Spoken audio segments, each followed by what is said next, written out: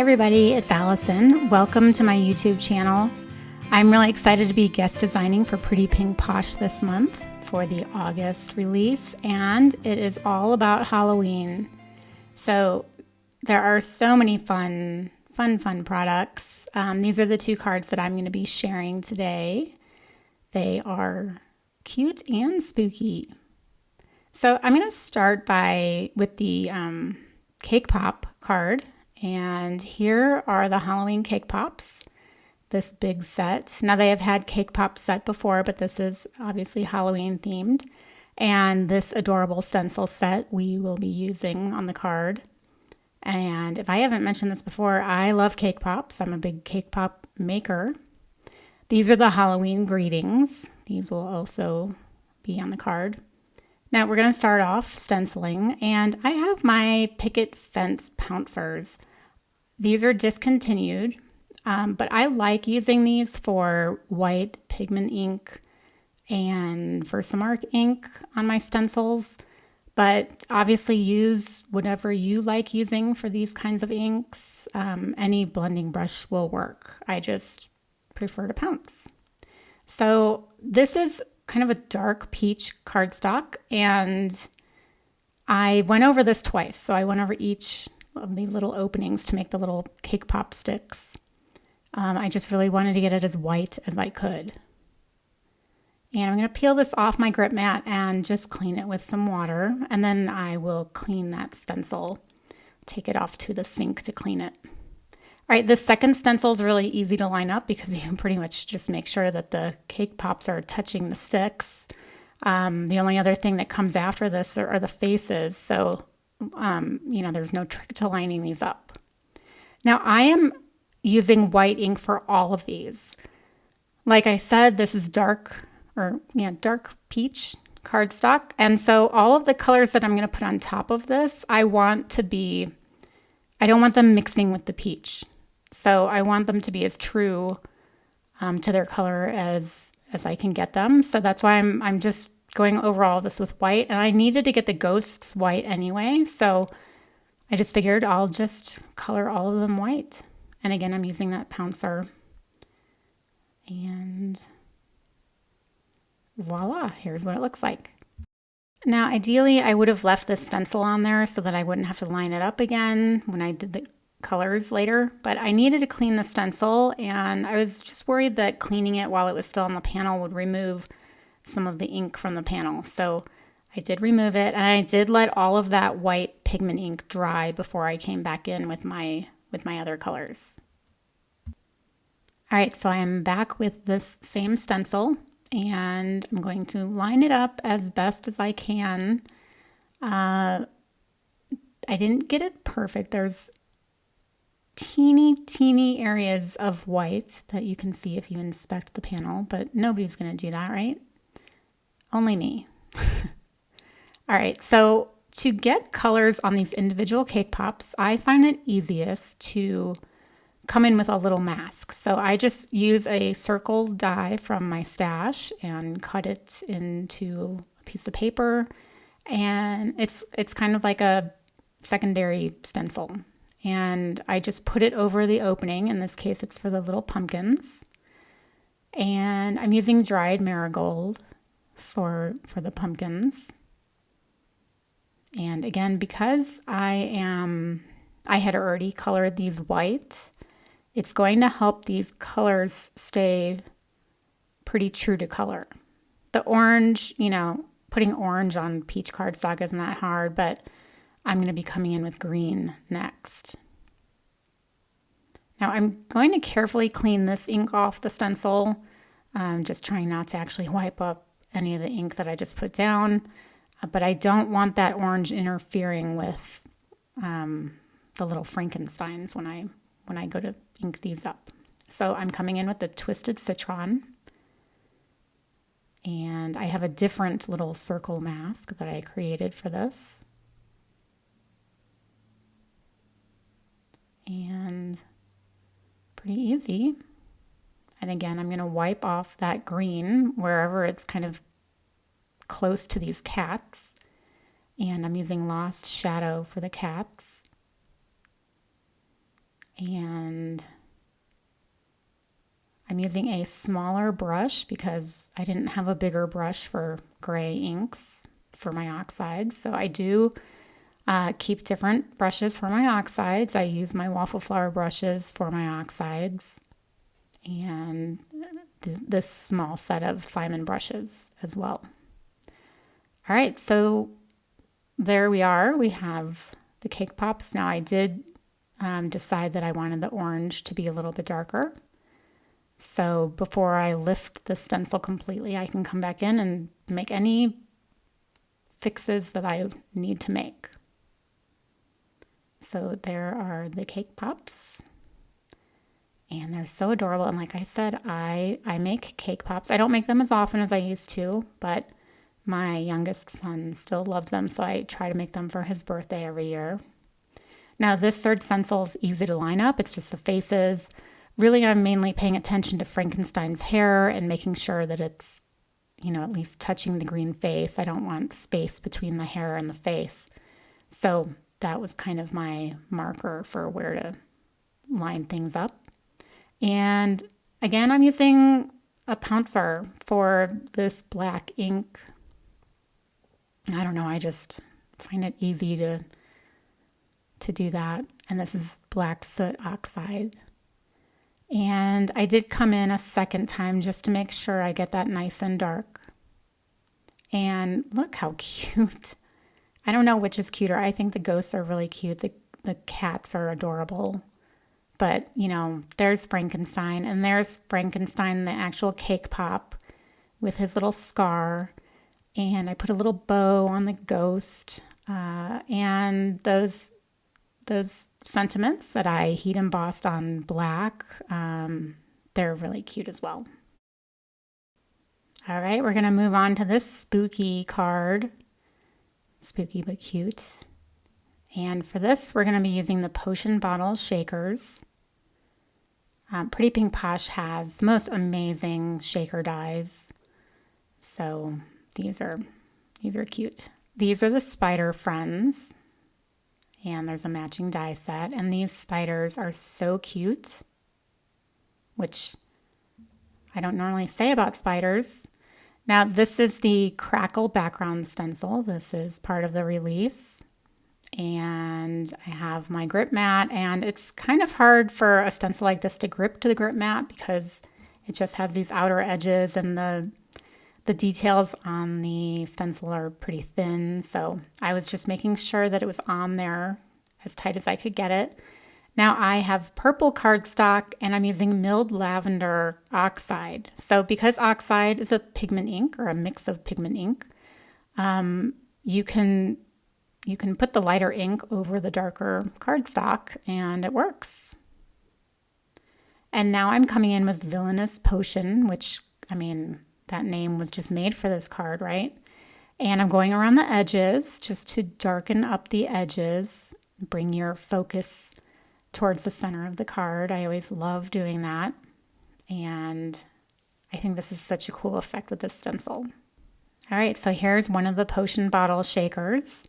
Remember, there are 3 shapes of bottles, and I have used both dies together to create this outline, and then I made the solid background. That's going to be the backer for the shaker. Now I have cut 2 outlines out of black and then the 1 outline. And here are 3 new shaker mixes. And I'm actually going to use all 3 of them because I am indecisive that way. I couldn't decide, and I liked bits and pieces from each one. So you'll see how I do that later. But yeah, I couldn't commit. All right, to start the shaker, I have score tape, my 1/8 inch score tape. And because this little frame is pretty thin, this 1/8 inch tape comes in handy, but you'll see I have to kind of rip little pieces to get around those curves. And I have a piece of acetate that I cut with the shaker bottle die. And I'm just making sure that's on there nice and tight. And now I'm coming back in on top of that acetate with more tape because I want to I want to put this second little black outline on there just to make this piece as strong as I can. Now, normally I like creating my shakers by just stacking a bunch of these little outlines together, and then you don't have to use foam tape, but I do that all the time, and I wanted to show you that when you do use foam tape, there are tricks to kind of help. So I did want to just make this top piece a little bit stronger than just one piece of cardstock thick. So there we go. Now this is the foam I'm going to be using. These are foam strips from Waffle Flower. And I'm going to get the strips on there that are easy to get on there first, the ones that are just straight. Now for the curve, it's easiest when you take the release paper off, and then the tape curves pretty easily. Now, once I do that, because I'm not ready to seal things up, I'm going to put the release tape back over that tape. So here's that second side that I'm doing. And you'll see me come back in with the release tape and just kind of try to cover that tape just so it doesn't lose its stickiness while I put my shaker bits in. Now before I put the shaker bits in, this is one of the tricks with foam tape, I have this little powder bag. I don't use this powder bag for embossing anymore, but it comes in handy for shakers like this. And here we go. Yes, I am just picking out the little bits and pieces from each shaker mix that I want. I really wanted the purples, and this particular mix up there were little green bats that I wanted. So I also none of these were particularly thick, but you noticed I only used one layer of foam tape, and that foam tape was not thick foam tape. So these are pretty thin shaker bits. I'm not filling this to the brim. It's pretty much kind of one layer. And some of those little clay bits are pretty thin. So now that I have all my shaker bits in there, I can pull the release tape off. And by the way, I had obviously attached all that foam tape to that solid backer piece. And so here's that piece that I created earlier with the acetate on it, and lining it up as best as I can. And there we go.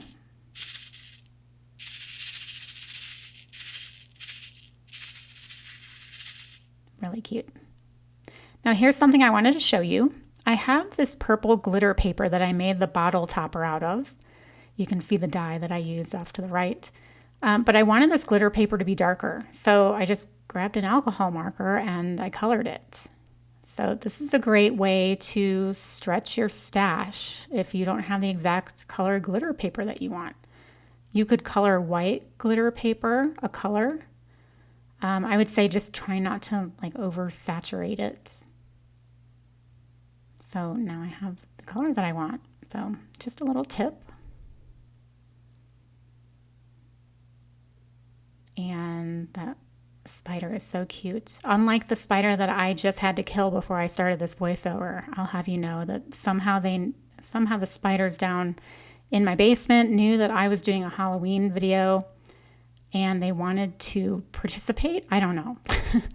All right, now this little bottle I had already kind of inked up, but I'm going to show you how I'm going to get this shadow underneath what's kind of like the brim of the bottle. I don't know what you want to call it.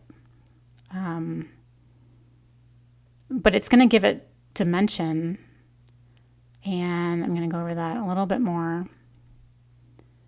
I have my mini water media mat, which I think I mentioned in my last video, or maybe the video before, that I reserve this for when I'm working with black inks or red inks. But look at all that dimension just by adding a little bit of ink. So now it looks dimensional.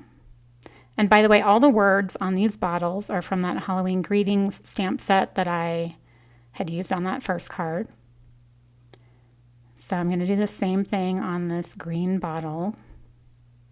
And I had stamped that eek word a little bit off center because I knew I was going to be covering part of that bottle with the shaker bottle. So I just wanted to make sure that you could still see the word. And those labels are part of the die set, and I just inked them up and, inked them up with black just to make those labels stand out from the bottles as well. So these bottles were really fun. I mean, obviously you could use cute, bright colors, but I had fun making these, just, darkening them up and adding shading and all the dimension. All right, now here's that panel again, but it's a little different. I darkened the edges with black soot distress ink, and I also splattered it with black splatter. And so here are my 3 potion bottles. And there's me showing you how that's why I stamped eek off to the left, because I knew part of it would be covered. And I'm trying to make sure you can still see the word spooky, or at least spook. And then, of course, there's the adorable spider. I wish the spider that I wouldn't have wanted to kill an adorable spider, but believe me, the spider that I just killed was not adorable. The little bats and the little spiders on this card come from a couple other die sets from this release. There are just so many products. And speaking of spiders, this is the spider shaker. So cute. I just wanted to show this to you. And then there's the spider web cover plate. And I'm going to quickly show you this card that I made with this, but I'm going to have more details on this card in a week on my blog. There it is. It's a tunnel card. I unfortunately did not film this, but he's super cute. Again, unlike the one I just killed. I hope nobody watching this is one of those people that frowns on killing spiders. I'm just not the kind of person that can pick up a spider and take it upstairs and put it outside. So if anybody is offended by me killing a spider, I'm not sorry. I don't like spiders, but I do like them on cards because they're cute.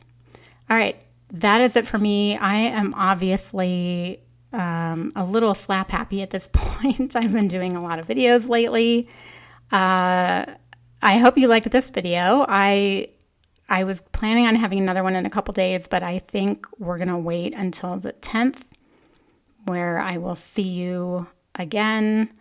Let me know in the comments. Do you guys like making Halloween cards? I think I know these were really fun to make. I think Halloween cards are especially fun to make, but I know some like it more than others. So let me know. Do you make them? Do you give them away? I'll be curious to hear. Take care, and I will see you next time. Bye-bye.